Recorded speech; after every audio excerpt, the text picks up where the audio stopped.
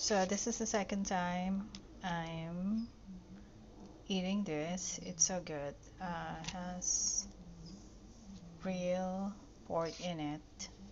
So here we go. Put this in the fridge. That's the soup.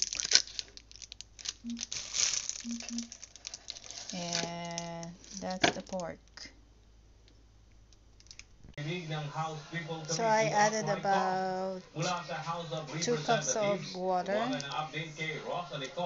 and it still tastes good. And then I added an egg. And here is the pork that comes with it. Okay, so there are 2 slices of pork. So this is a good size.